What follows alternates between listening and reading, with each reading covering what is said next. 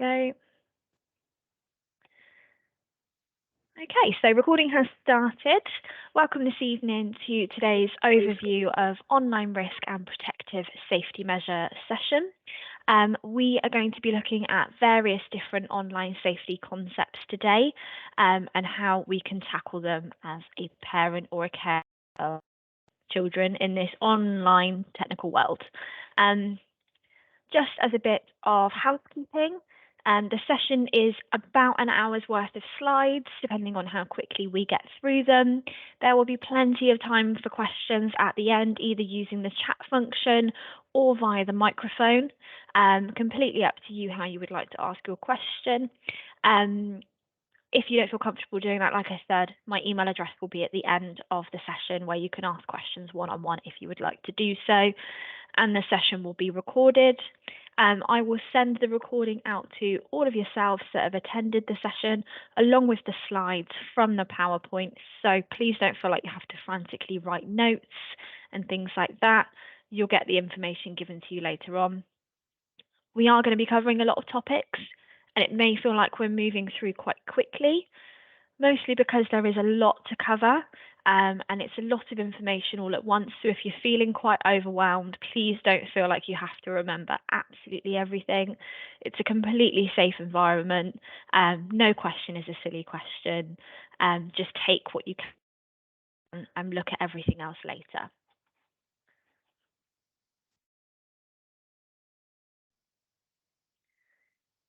Before I kick off with where we start, I'll just introduce myself. So, because I don't think I have, but my name's Megan. I may have met you before, I may not have met you before, depending on if I've worked in your school before. But I am a cyber protect officer for Avon and Somerset Police. And what that means is I have a huge role that looks at cyber and online safety. But specifically that's relevant today is I look to support young children, families, schools, education facilities with online and cyber safety. And this means we work together to look at what the online risk is to our children, what do we need to be concerned about, and how do we mitigate it? Now, they say it takes a village to raise a child, and I say to you, let us be part of your village and let us help you. Because trying to tackle the online space on your own is incredibly overwhelming. It's constantly changing, it's constantly evolving. The kids are one step ahead of us, or so it feels. So what do we do?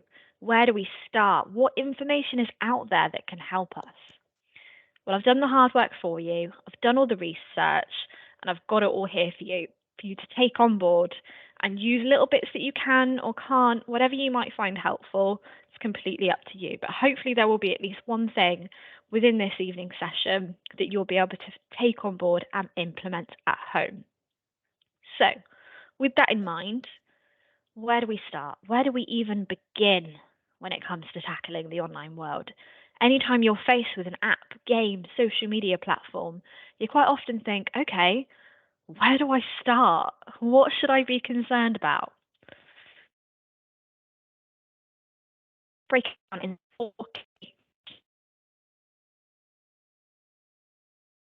4 topics, you will cover everything that you need to be concerned about or everything that you need to pay attention to. So what's the first one? It's viewing.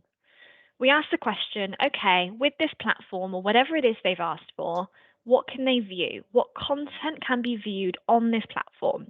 And is it age appropriate for my child as an individual? Not anybody else's child, because all of our children will be completely different from each other. So we need to make an independent assessment for our child. And the best way that you can do that is for you to view it first. Get your hands on whatever it is they want access to, whether it's social media, games, film and TV programs even, before you allow them access to anything. View it first, and then you'll be able to make an informed decision with your own eyes, and you'll be able to identify whether, one, you'd be happy for even you as an adult to be exposed to that content, and then two, if you're happy for your child to be exposed to that content. And you can make the best informed decision then. Second question is, what do they share on this platform? And this is, what do they share publicly on this platform? What images and videos can they post? What information about themselves can they share? But then also, what information do they share with that platform itself when they register or when they sign up? Are they providing your home address? Are they providing any email addresses, telephone numbers? Have they provided any banking details that are probably your banking details? What do they need to share with that platform directly to even register in the first place? Because they won't understand the consequences of sharing certain pieces of information. So it goes back to actually, let's sign up ourselves first. Let's sign up to whatever it is as if we're the one using it, and then we can see exactly what is being asked of us. Question 3 and 4 we can kind of link together. They are separate, but there's similarities. Who can they friend on that platform? And can we put a restriction in place, meaning that they can only accept friend requests from certain people? Only certain people can send those friend requests in the first place? Or can they send a friend request to someone? And then hand in hand with that one, we've got chatting. Who can they chat with? And can we put a restriction in place, meaning that they can only chat with people that they're friends with? So we can control who can send them messages and who can't. And also, when it comes to chatting, do we know how to report and block someone on that platform? Do we know how to immediately safeguard ourselves if someone is sending a really horrible, nasty message via the chat function? If not, actually, that's something that we really, really do need to be aware of. Now, theoretically, I could end the presentation there, and that would be it. You'd have your 4 top tips to go off into the world and tackle everything with online safety, but it's not. I've got so much more for you. So we're going to carry on, I'm afraid. The next bit of advice is looking at app icons. Okay, so we've answered our 4 key questions, but now we want to do a review of everything that is on our child's device, maybe, whether that's their iPhone, their iPad, or any other device. I'm just using Apple as an example there. With the app icons, if this popped up on your child's phone, most of us on this call would probably look at that with just that information alone, just the icon, and think, okay, it's a monkey face. That's got to be child friendly. It looks like a child friendly app with just that information alone. And we'd probably stop there. However, if we did a little bit more digging, we would see that this belongs to a social media app called Monkey. And this app randomly connects you via live stream to other users. And it's a 13 plus. So with that information, we probably wouldn't believe that that is a child-friendly app, and it's really not. But we don't know that unless we look a bit further. So the moral of the story here is please don't take the app icon as face value as to what it is and what it does. If you see any app on their phone and you're not immediately familiar with what it is, because we probably all recognize the big ones like Facebook, Instagram, Snapchat, but it's the unknown ones that we need to be aware of. So if you spot them, find out what they're for. Take proactive steps to find out what that app is for, because we then are faced with things like this, which is a decoy app. Now, this app presents itself as a calculator, but it's not. It's disguised. And you see ones that are disguised as weather apps as well. What happens is when you open up this app, you'll see a calculator preface. You would type in a code as if you're entering a sum, and it would unlock the hidden vault. And that vault contains photos, videos, notes, anything. And if your child has downloaded this onto their device without your consent or without you knowing about it and set it up, you won't know the code to be able to access it. So to you, it appears as a calculator. So with that in mind, think, if your child needs to download an app on their phone, is there any barrier in place that means they can't? And by this I mean, do they know the password to the App Store? If the answer is yes, they can download anything on that device without consulting you. And that could be anything because they know the password. However, if they don't, then they absolutely have to ask your permission first before they download anything on their phone, which is excellent because you can stop things being downloaded even in the first place. So it doesn't even get to the phone because you can screen whatever it is that they want to download and decide whether it's appropriate or not for your child. And then if you have decided it's appropriate for your child to have whatever app it might be on their phone or tablet or laptop, download it together. You say, okay, I will allow you to have Monkey. But then when you sit and download it with them together, you'll see all of the lovely parental guidance, all of the information that these platforms have put together for you as a parent, as a user, to understand what the concern is. So if we downloaded Monkey together, we would see that there's parental guidance recommended. And then we can learn more about that as well. And that's there for you to utilize. If our child runs off into sunset and downloads whatever they like, you will never see all of this information that is there for you to help keep your children safe. So I encourage you, anytime they want anything on their devices, one, make sure they don't know the password, and two, sit and download it together so you can be better informed. Which leads us on to games. Now, quite often, you may have seen them already, is PEGI age ratings. Now, these are mandatory on games, on any gaming platform. And I've got one example in the first column here of a PEGI 3. You also see 3, 7, 12, 16, and 18. But actually, how many of us know what has to be in that game for it to be given a certain age rating? So I'll pop some more examples up on the screen. So we've got some under age 7, age 12, age 16, and age 18. Now, I work with a lot of schools, and every school I go into, particularly primary schools, we have children, so this is 11 and below, playing Call of Duty and Grand Theft Auto. Every single school I go into, I've not been into one school yet that doesn't have a child playing this game or these games. But actually, if I said to you, what age do you think sexual content is introduced? You would hope that it would be an age 16 because that's age of consent. Unfortunately not.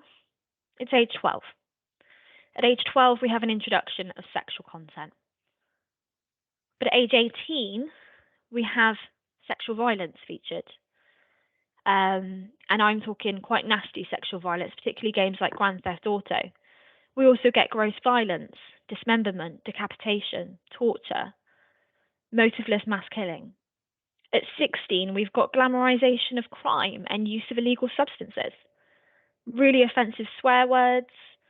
The violence will show blood and detailed injury.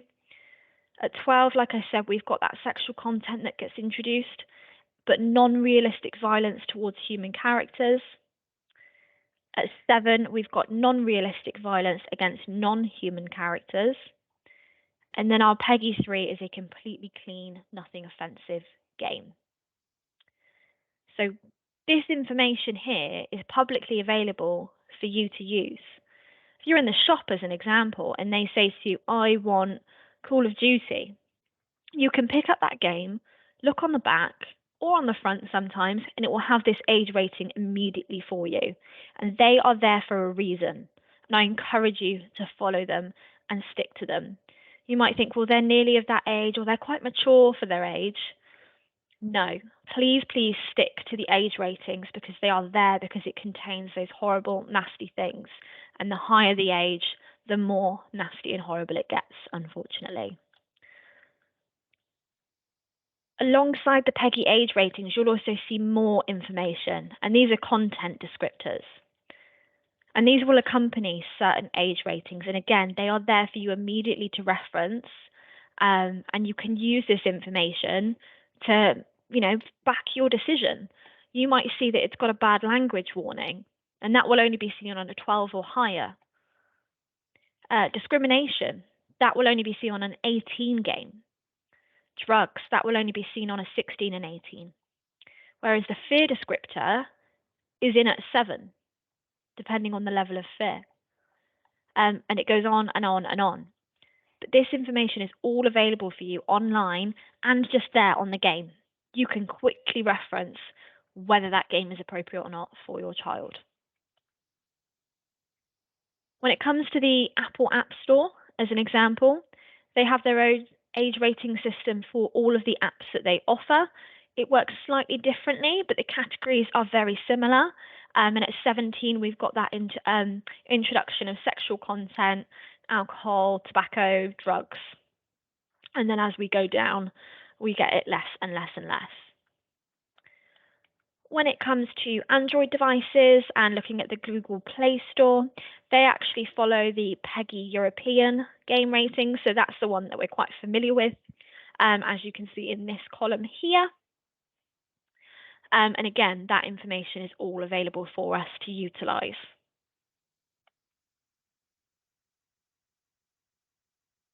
Which leads us then on to social media. Now, there are hundreds of different platforms out there, and it's constantly changing which one is the popular one, which one is the current trend, the current craze, and it will always constantly change. So, my advice for you is make yourself aware. If they started talking about a platform that you know nothing about, teach yourself, educate yourself, or ask them to educate you. If they come to you and say, I want Snapchat, throw it back at them. You say to them, okay, but I need you to show me what it's for, to tell me what it's for, explain to me why you want to be on that platform. It's like if they come to you and say they want a hamster, you get them to research how to look after a hamster. So you know that they can be a responsible person and look after that hamster. Well, they need to do that with their social media as well. They need to find out what the age rating is. They need to find out how they're going to look after themselves. To ask them to show you, okay, if I allow you on this platform, what are you going to do to keep safe? And then they can do all the research for you and you can learn about it together and you'll be better aware as well.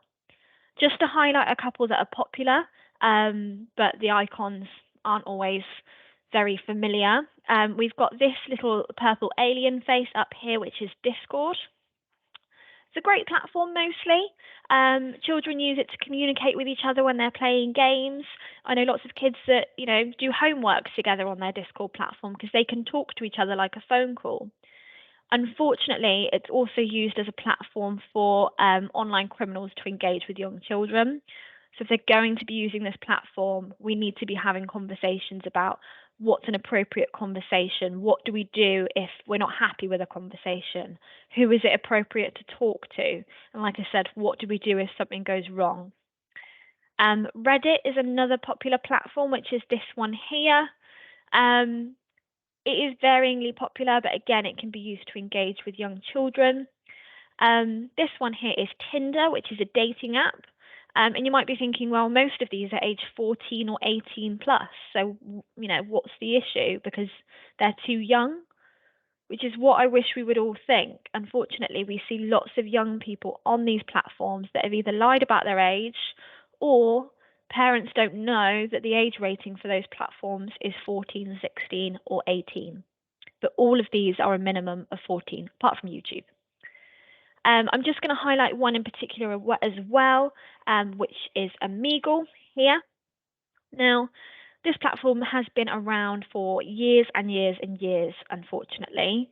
And why it still exists, I don't know. It makes me quite cross because we very, very commonly see this used to engage young girls in sexual exploitation. And that's across the country, unfortunately. Young boys as well, but predominantly young girls. And this is children of all ages. It's an 18 plus platform, but we see children as young as 6 or 7 on this platform.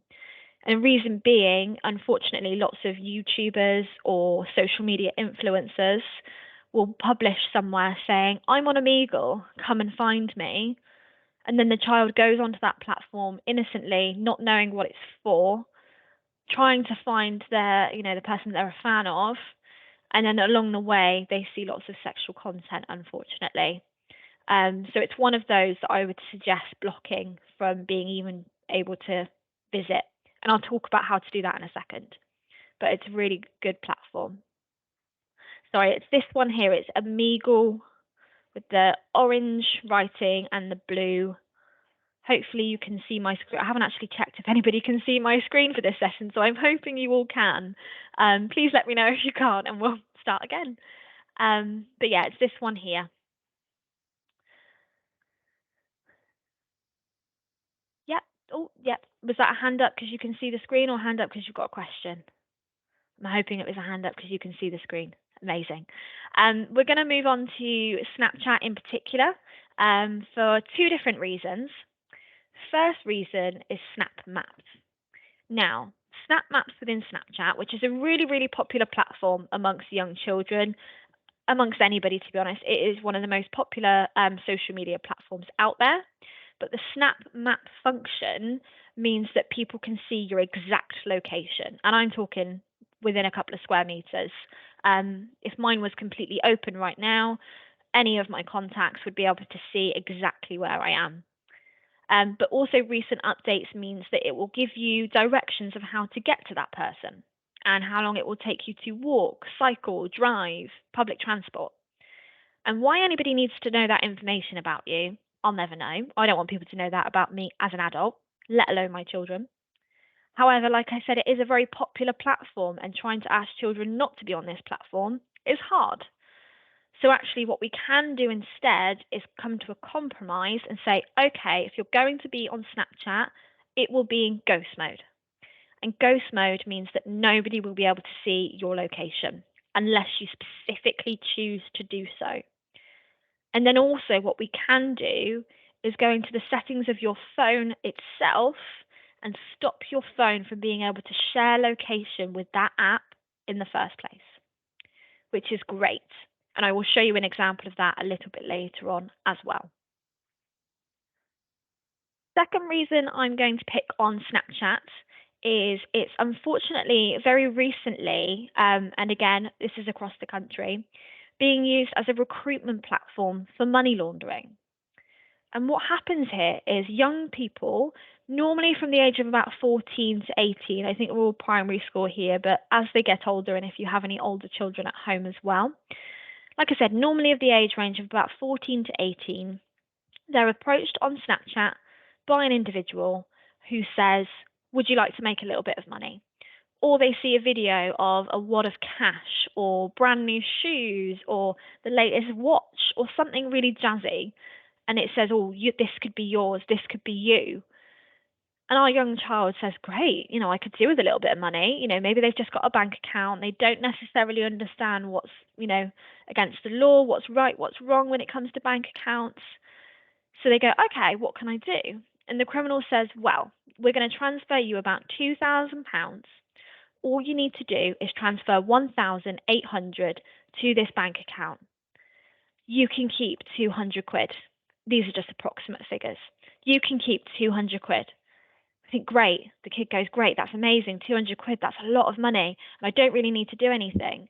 And it will have been disguised in a way that makes it seem completely not illegal. But unfortunately, it is. What's happened there is they've received what's called the proceeds of crime, and that's normally from a victim of fraud. They've transferred it through their account and sent it to someone else who is probably another unknowing money mule, and they've actually committed a money laundering offence. Now, there's a specific campaign that has been created called Don't Be Fooled, which is aimed at young people to raise awareness of money laundering, what it looks like, and how you might be targeted. But it also raises awareness of the consequences. So on a wider level, it contributes to, really quite heinous crimes like human trafficking, drug cartels, modern slavery. But for the individual, there's some longer term effects. No, I'm not saying from a policing perspective, if your 14-year-old son engages in this, we're going to put him behind bars straight away. Absolutely not. We are more concerned with, is your child okay? Are they safeguarded? Have they been exploited? Have they been coerced? Have they been groomed? But unfortunately, the banks don't see it that way. They would put you on a fraud blacklist pretty much straight away. And then you will struggle to open a bank account. You might then have difficulty opening another account. We see some that then find it hard to get a job because they can't get on payroll. They then get to the age of 17 and they're learning to drive, and maybe they want a car on finance, but they can't because it gets declined because of this fraud blacklist. So actually, the long-term effects are quite significant from something that could have happened when you were 14 years old. But then also, if you carry on into adulthood, it's 14 years in prison. So the things to be on the lookout for here is, have they got money coming from somewhere that hasn't come from you? Have they got some brand new shoes that you haven't bought? Some brand new clothes, some new tech? Have they told you about a money making opportunity? It could be anything. So just keep ahead of the game, keep aware. You guys know what it could be now, so you're ahead of the game.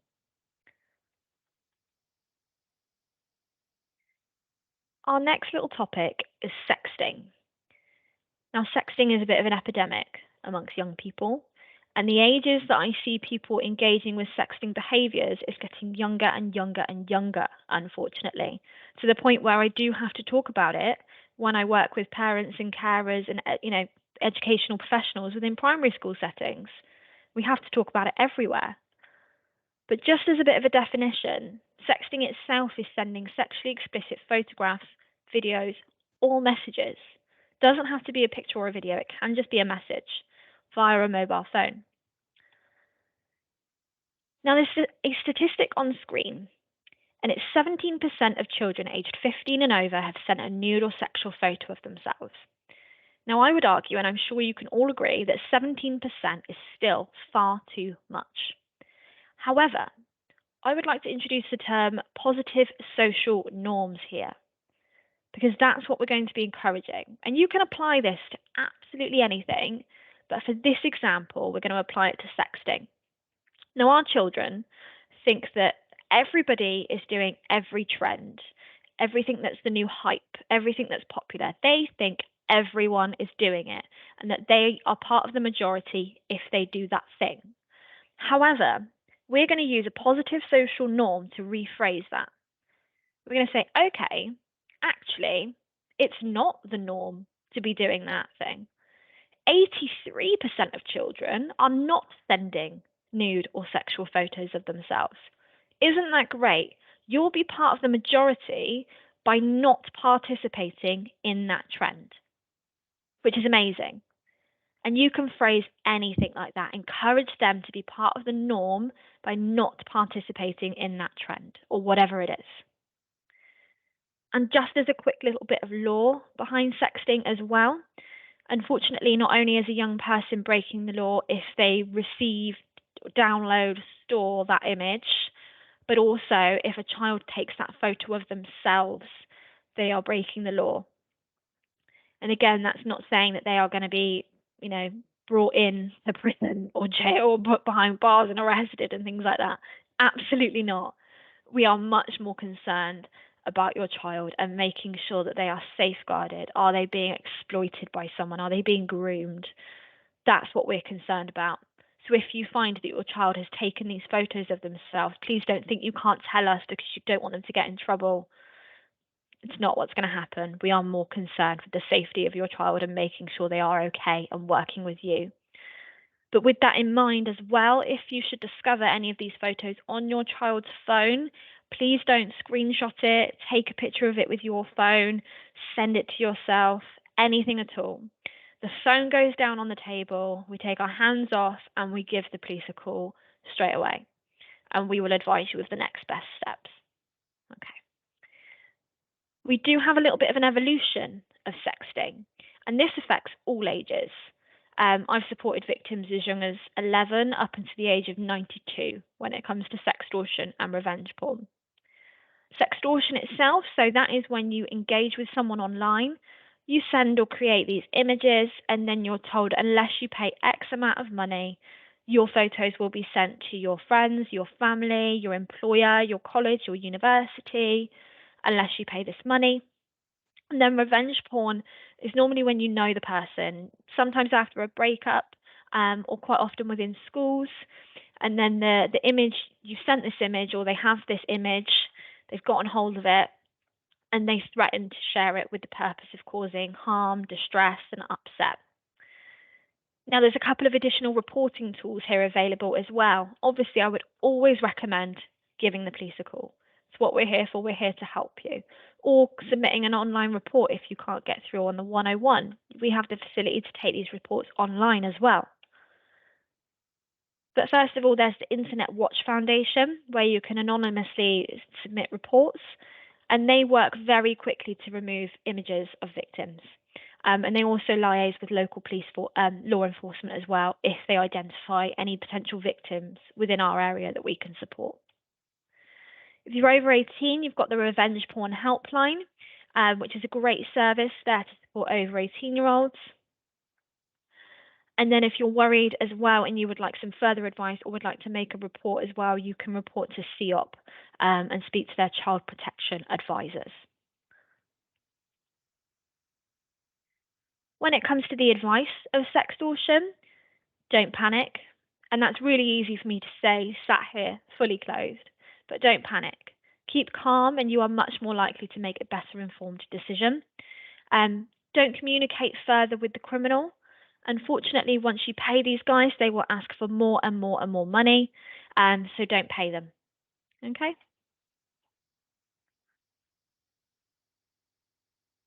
Oh, there we are. My last bit of bad news before I actually give you some helpful advice after I've probably made you all quite worried on this Wednesday evening is VR headsets. Now, specifically, I'm going to pick on the Oculus headset, which is developed and owned by Meta. I'm not going to pick on the one that was created by PlayStation or Xbox. Because they connect to the console, that console acts as your computer, if you like, and there is lots of parental controls available within there. However, this VR headset by by Meta called Oculus, acts as a computer strapped to your head, essentially. Now, within Oculus, there's a platform called VR Chat. Now, last year, there was a little bit of heat, a little bit of concern about the safety of VR Chat, and there was a little bit of attention on it. So BBC News sent a journalist undercover as a 14-year-old girl, 14 being the minimum age that you were supposed to be on that platform. But shock horror, all you've got to do is tick a box, and anybody can tick a box. So it's very easy to lie, and we do see that on this platform, lots of underage people. While she was on the platform, she could go to a virtual McDonald's, a virtual bowling alley, a cinema. She could go to a little petting zoo. There was all sorts that she could do. But also, unfortunately, while she was on that platform, she could go into a bet shop, a strip club. She could go into a bar. There was lots of violence, quite nasty violence, sexual violence, and quite horrifically, and I'm sorry to say, someone threatened to rape her on that platform, which is horrible. It's horrific. And she didn't have to go looking for that content either. So it's one of those platforms where I would advise you, until they do a bit more to keep this platform safe, avoid it, because there's virtually no parental controls available within the VR chat platform and within Oculus itself.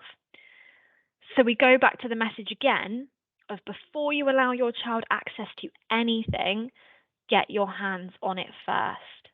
So if they want an Oculus headset, ask your friends, ask family, get your hands on it, or speak to people online about it. And I've got a really great resource for this at the end. Now, after I've, thrilled you with all that doom and gloom, we are going to talk about some helpful advice. Okay, so we've covered the threat. How do we mitigate it? What do we do about it? What proactive steps can we put in place to make this a safer environment for our children? And my first bit of key advice, and probably the most important bit of advice, is creating a safe space and open environment at home. By this, I mean quite often, if our child sees something that they shouldn't or they click on something that they didn't mean to, we want to immediately safeguard them by restricting access and saying, well, actually, you can't be on there anymore because it's not appropriate. And we know that we're safeguarding our child, but they don't see it that way. They see it as a punishment. So next time, if something bad happens, they won't tell you about it because they have a fear of being punished because that's how they see it. So actually, what do we do instead? We say, okay, let's fix it together. Let's learn from this together. Let's talk about it. What can we do? What can we put in place? They might turn around and say, well, I don't really want to be on there anymore because it's really frightened me, which made me really upset, so I don't want to be on it. Okay, that's fine. Come off of that platform. Let's find something else for you to do instead. If it's a case of they've come to you and said, I want TikTok, and you've said no, say to them, it's not a no forever, it's just a no for now. But let's revisit in 3 months. Let's revisit in 6 months. And we can do that in general anyway. Let's have a tech touch base session every 3 months. Let's get all of our tech out on the table and make sure you're still happy with everything. Are your privacy settings okay? Have you seen anything you want to talk about? Is there anything you're a bit unsure about? Is there anything new? Is there anything that you don't want anymore? Let's look through. Let's do this together and let's both learn. I promise you, creating this lovely, safe environment will mean your children come to you when something wrong happens or something goes wrong. And that is ultimately what we want. We want them to speak to us if they're in trouble, and then we can help and we can learn from it together and make it better. But when it comes to steps that we can actually put in place, most of the main network providers will allow you to set up a degree of parental controls. This is where we can filter out those websites. So Omegle is one example. Depending on which internet provider you have, depends on the ease of being able to do this, but lots of them you can block certain websites. So we can block www.omegle.com, meaning that they cannot even connect to that website. So it mitigates the risk straight away. It means they can't get on it. However, if I was a tech savvy child, and I would turn off my Wi-Fi and use my 3G or 4G. However, you guys have me, and now you're tech savvy parents and carers, and you now know that most of the mobile network providers as well will also allow you to block certain websites and have a degree of parental control. Now, every mobile network provider is different. Some offer way more than others, and some offer nothing. So have a shop around, see what's out there, see what each one provides, and how easy it is for you to use. And actually, it might be that you discover that there are certain network providers out there that are specifically developed for children with all of these measures in place. And it might be that that's the network provider that we decide to use. Who knows? But have a little look, see what they offer you. Quite often, when our child gets their first phone, we set them up on whatever network we're on because it's easier and it's more convenient. But that might not be the best one for them. So shop around and see what's available for you and speak to each other as well. Find out what other parents are using for their children and how well it works. We've got safe search engines. Now, these are great for young ones where you have a shared laptop, iPad, tablet, computer, whatever it is. You can set these as the default, meaning that anytime they open up the internet, this is what comes up in front of them, and anytime they search anything, it's done via these platforms. Lots of them are powered by Google, so they get to still see all of the mainstream stuff.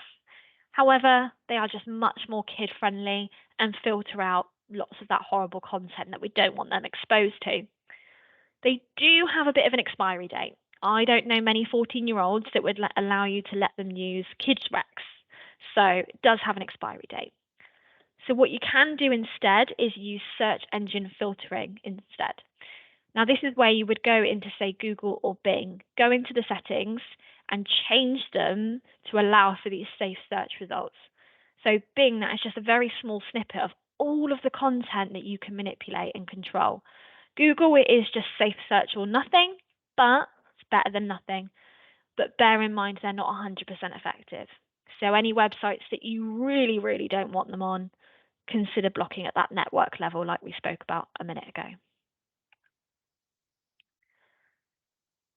Now, when we spoke about Snapchat, we said about the settings within the apps themselves. So this is a bit of an example of that. However, I've got Instagram as the example here. Now, these are screenshots from my own phone. This is stuff from an ordinary phone, an ordinary user. The top screenshot that you can see, this little one over here on the top right, means that I can make that account a private account. Pretty much all social media platforms allow you to have a private account, meaning that anybody that I'm not friends with can't see any of my content, and I can choose who I accept friend requests from. The one below this example here is within the settings itself on my phone. So I've opened up my phone, opened up settings, and then gone into Instagram from there. And what you can do here is control what information you are sharing with that platform in the first place, which is great because it means it doesn't even get to that social media platform. And within these settings as well, on both of them, you'll find the ability to block users, mute users, all sorts. And this is where you'll find all of your parental control settings as well.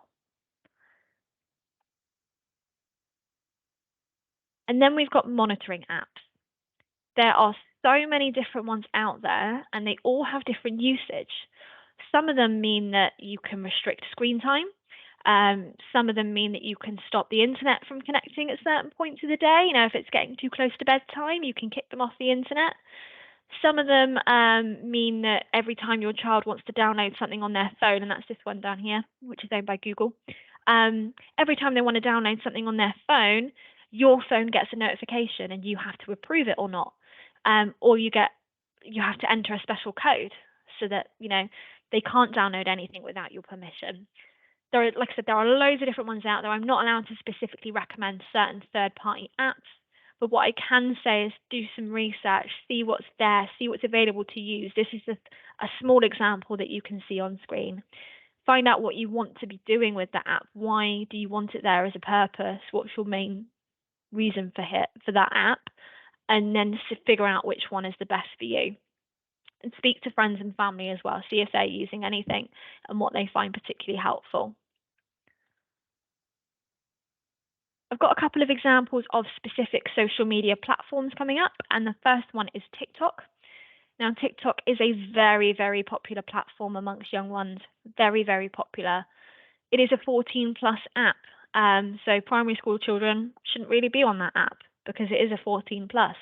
But if you've decided as a parent that you're going to allow them on that platform, I'm not here to judge. That's your decision as a parent, and that's completely fair enough. But what you can do is make sure, you know, if they are going to be on there, it's in a restricted capacity. You know, let's look at the digital well-being. Let's look at the family-friendly services that they offer where we can limit their screen time. We can decide who gets to send them messages, who gets to send them friend requests. We can choose whether they have a public or a private account.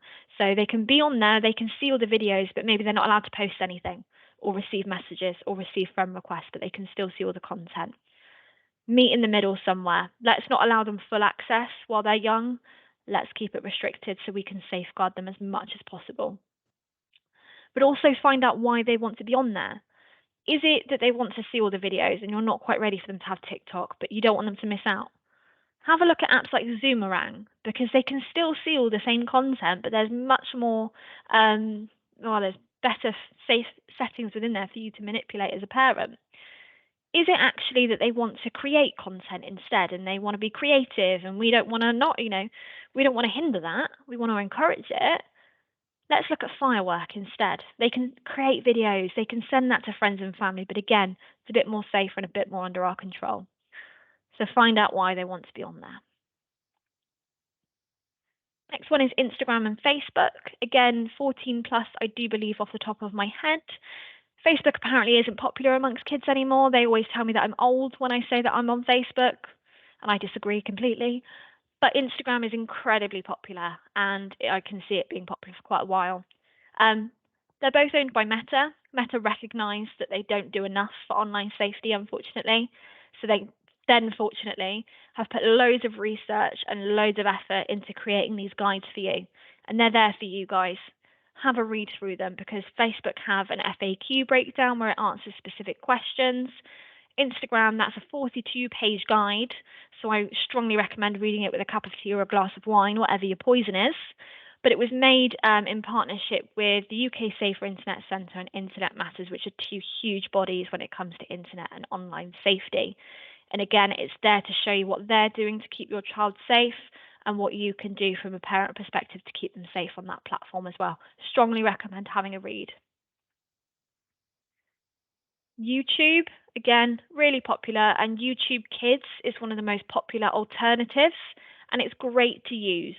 However, just to make people aware, if your child is sent a YouTube link, it will automatically redirect them back to the original YouTube and not YouTube Kids. So if they're spending a lot of time on YouTube, just keep checking, make sure they're still on the correct YouTube. Some parents I know block YouTube at the network level so that they can only visit YouTube Kids. And then if they try and go back to the main YouTube, they come to you and say, the Wi-Fi's broken because they can't get on it, which is great because we've restricted the access. And we can also put YouTube into restricted mode as well, which again is excellent. Fortnite, another popular game, really, really popular. We can control a lot within Fortnite. There are loads of parental controls. You can auto decline friend requests so that you have to add people for them. We can filter the language. But one of the main concerns with Fortnite from a parenting perspective is them spending your money on there on V-Bucks without you realizing. So what you can do is go into Epic Games, who own Fortnite, and set up a parental control PIN, meaning that anytime you try and make any additional purchases, you need the PIN number before they can do so. So they have to ask you, and they can't buy anything without your permission then. And then the last one is Roblox. And I will never understand why this platform is so popular amongst young kids, but it is. Now, in its simplest format, Roblox is great. It encourages creativity. They can build these magical creations in 3D worlds. But unfortunately, because of all of its mini games and chat room function, we see this hugely as a platform for criminals to engage with young children. And then they move them onto another chat room function like WhatsApp or Discord or Omegle, etc. But they engage with them on Roblox. So if they're going to be on Roblox, let's make sure that they are only using it in its simplest format, or we're aware of what's going on. And again, have a little look at the parent guides that Roblox offer, which will show you how to block certain content and how you can limit their access throughout the platform. And we can restrict the account as well. So please do have a little look at that one. Now, this next little part for you is looking at cyber awareness. Now, this is going to be advice that is really helpful for both yourself and your children, because if they are growing up in this online technical world, they're at risk of cybercrime. And cybercrime is a tier 1 level threat to the UK along with terrorism. So it is quite extreme. But in its day-to-day format, what we most experience cybercrime as is social media hacking, email hacking, and phishing attempts. So those emails that you receive that are junk, or the Royal Mail, you've missed a parcel, or it's your bank, there's an unauthorized transaction, etc. They are all examples of cybercrime, which if our children have their own devices, they're at risk of.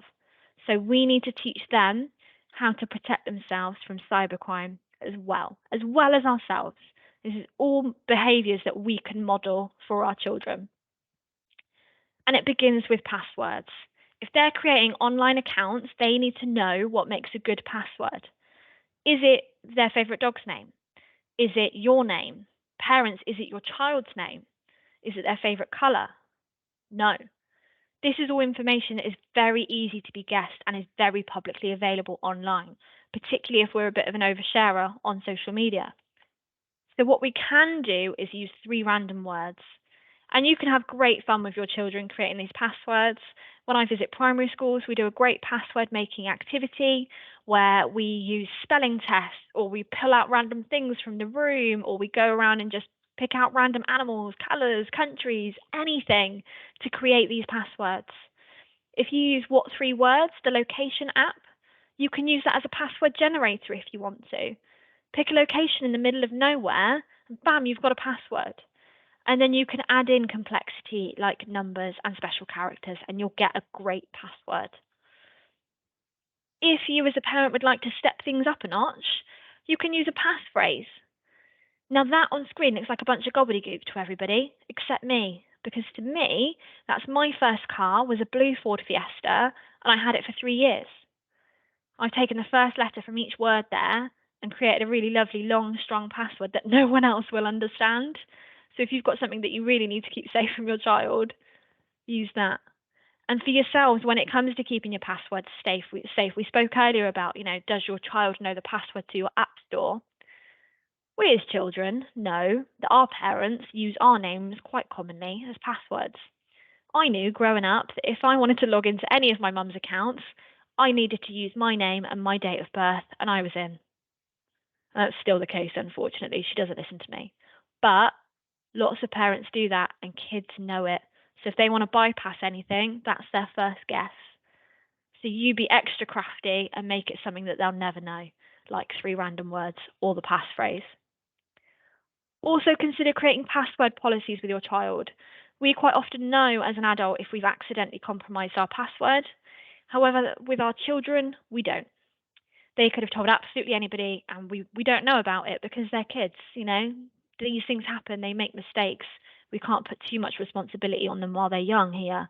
We've got to allow for these discrepancies and these mistakes every now and then. So actually, is it better for us to, when we do that tech touch-based session, to change their passwords? Let's get them some new, fresh passwords. Let's do our password creating game again, so they've got something new and secure for that account. You're all sat there thinking, how on earth, Meg, are we supposed to remember all of these long, strong, different, complicated passwords that you're telling me I need? And I get it. I get it completely.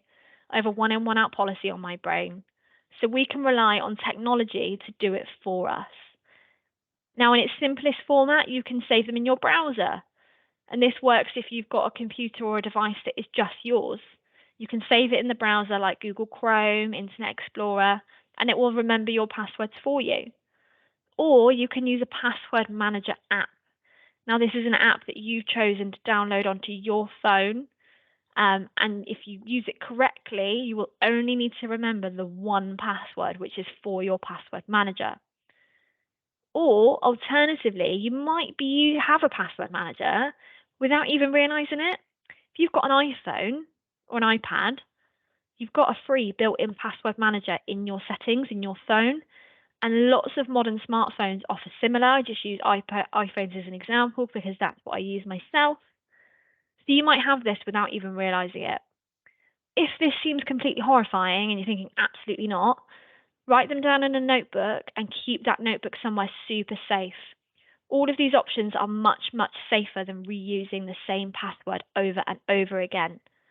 Reason being, if one of your passwords gets compromised and they are all the same, all of your passwords will be compromised. Cybercriminals know that we reuse passwords, and they will lock you out of as many accounts as possible, starting with your email address because that is the gateway to everything. If you think about all the information your email account has about you, that is all juicy information for a criminal to tailor a scam to you later on. But also, they'll use your email account to reset passwords for all of your other accounts. And then before you realize that you've been compromised, the cybercriminal has locked you out of everything, unfortunately. So I really, really encourage you to use different long, strong passwords for all your different accounts, and then use a password manager to store them all for you. But what about if someone does know the password? It happens. It absolutely does. We're humans. We make mistakes, we make errors. Maybe we've accidentally provided it, or maybe actually we've done nothing wrong and we've been involved in a data breach and someone has stolen that information from a company that we trusted to keep it safe. How do we protect against that? And it's two-step verification. This will absolutely keep your account safe, and your children will absolutely know what this is. Every school I go into, children know what this is. It requires two things to be able to access that account: something that you know and something that you have. The something that you know is your password. Maybe you know your password and a cybercriminal operating in an overseas country also knows your password. So you both get through the first step. However, because you've got two-step verification turned on, that platform is going to say, hang on a second, we're going to take an extra step to make sure you are who you say you are. We're going to text you a special code that you need to enter, and then we'll let you in. Now, that's great for you because you have your phone in your hand, you can type that code in, bam, you're in. However, cybercriminal operating in that overseas country will never have your phone in their hand, so they will never be able to bypass that second step. So it absolutely will keep your account safe. So any account, if they offer it, please take it and make sure it is on all of your children's accounts as well, because it will keep them safe from criminals. Now we move on to the very last section of our presentation, and it's helpful resources. Please feel free to take a picture of the screen, screenshot it, write it down. But as I said, the slides will be coming out to you as well, so you are welcome to recap them at any point. The first one is Cyber Sprinters. Now, this is a game developed by the National Cybersecurity Centre for 7 to 11-year-olds. And what happens is they have to battle against a depleting battery source. They have to answer various different questions that get them to think about their online and cyber behaviors. They can play as any of the characters on the right and they can unlock skins, and they're battling against the characters on the left. It is a great bit of fun just to encourage those cyber behaviors and cyber thinking. And you can battle them at this as well. See if you can beat them. Make it a bit of a fun game. We've got social media checklists. These are fabulous. And there are new ones coming out all the time, and they're available for free online via the Southwest Grid for Learning on that below link. You can use these to teach yourself, to work through with your child. Some parents use them as a conversation starter to tick through together and say, okay, have we spoken about how we block someone? Have we spoken about how we report something? Do we know how to manage our friends list and control certain settings?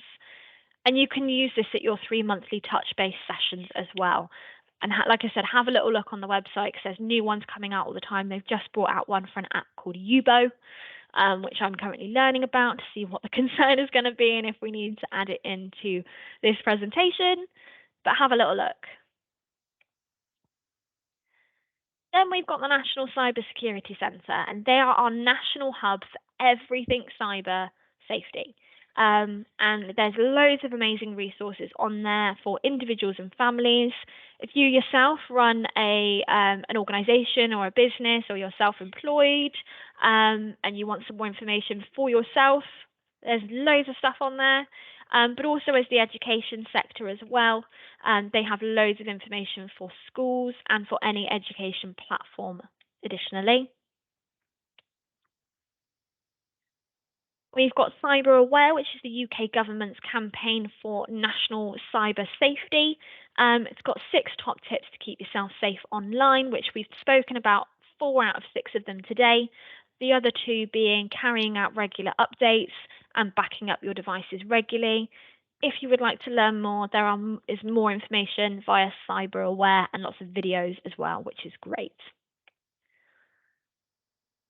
Internet Matters is a really good, really big one. They have guides for absolutely everything.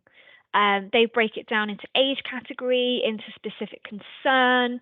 If you're thinking, I haven't got the foggiest where to start this conversation with my child, they've got conversation starter tips. They've got loads of stuff. Have a little look there. It's all free and it's all available for you to use. I encourage you to have a little look and see what's available for your child and for you as a parent.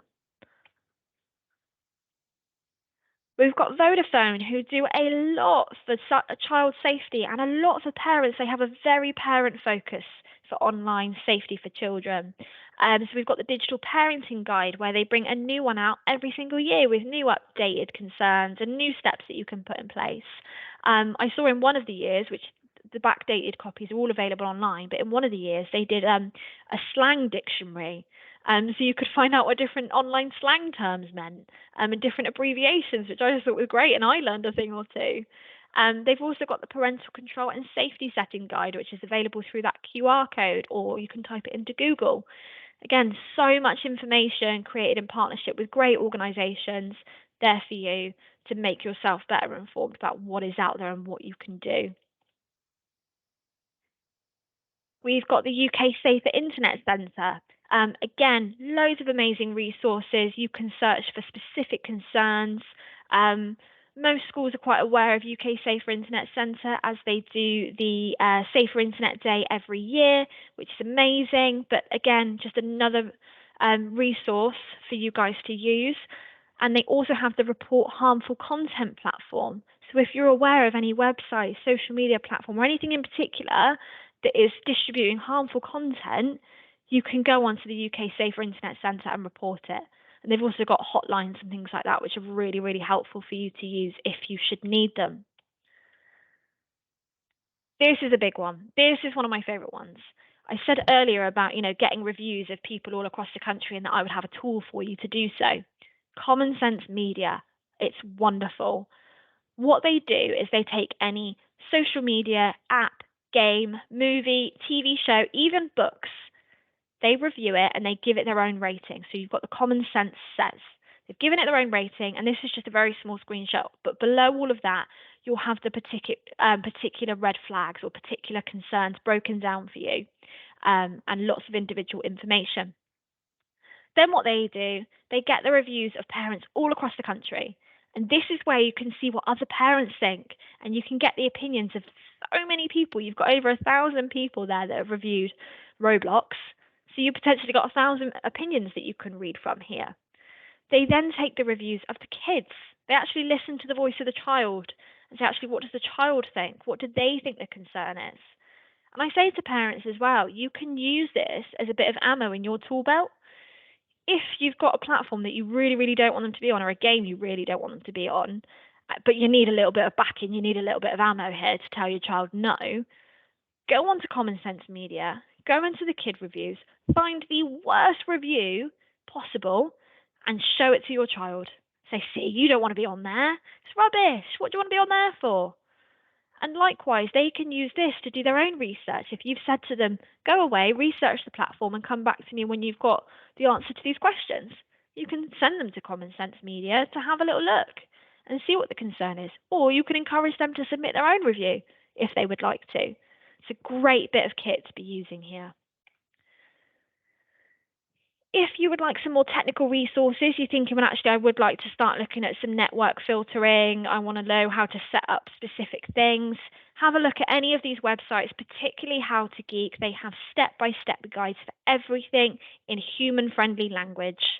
I find with quite a few things that are out there, they use technical jargon, and it's baffling. They make up words that don't even exist, I'm sure of it. But these guys, they all use real human-friendly language that just means it's understandable for absolutely everybody. You don't need to have massive IT capabilities to do any of these steps. It's great. Then the last one is Action Fraud. Now, they are the UK National Reporting Centre for England, Wales, and Northern Ireland for all things fraud and cybercrime. Everything should be reported to Action Fraud. You can report to your local police forces in certain instances, but they will advise you as well if it's better off being reported to Action Fraud. But what happens is, and why it's so important, is anytime they identify that anybody is a potential vulnerable person, that could be your child, an elderly relative, a vulnerable individual, they will work with the local police force to make sure that they have an engagement person, normally myself or my fraud equivalent, and we work with those vulnerable individuals to safeguard them moving forward and make sure that they don't experience that kind of crime again. But then also it helps us to build the bigger picture. It means we know what is going on within Avon and Somerset, and I can tell you and educate other people because people have reported it. If people don't report, unfortunately, we don't know what's going on, and then that makes my job really difficult because I can't tell you what's going on and what to look out for. So please, please do report, even if you think it's really minor, really insignificant, report it. Please do. Now, you have made it to the end of our session. Thank you very much for listening. I hope you found it beneficial. If you have any questions, I am happy to try and answer them now. If in the instance I don't have the answer to your question, I'll take your email address and I will find you the answer. I might seem like it, but unfortunately, I don't know everything. And I have to accept that sometimes. Equally, that's my email address on the screen. It goes through to myself and my colleague Felix. So if you do have any questions that you would like to ask on a one-on-one basis, please do let us know. I'm always more than happy to answer them, even if that's giving you a call on another day to go through anything. I've also just popped into our chat a quick survey. I'd really appreciate if as many of you as possible could complete that survey. With any feedback that you have would be great. It all highlights the work that we do to our national team and means that I can carry on doing all the good work that I hope I do. But please do, if you do have 5 minutes, that would be amazing. And there's also the QR code on screen for the survey as well, if you would prefer that option. Equally, if you don't wanna, that's absolutely fine as well. I'm going to end our recording now so I can answer any questions.